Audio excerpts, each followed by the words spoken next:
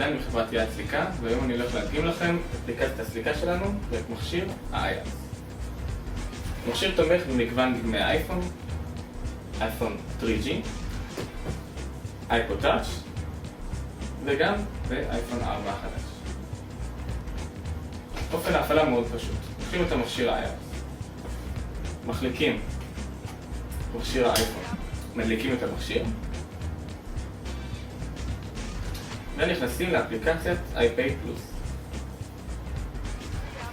ברגע שחיברנו את המכשיר, האפליקציה זיהתה שהמכשיר מחובר, וכל מה שנשאר עכשיו לעשות זה ללחוץ על העבר כרטיס מגנטי, לקחת את הכרטיס,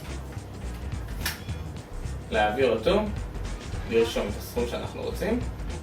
במידה ואנחנו רוצים אפשר לעשות גם תשלומים, לחיצה לבצע עסקה, במידה והעסקה תקינה תודפס פתקית שאפשר לתת אותה למשתמש.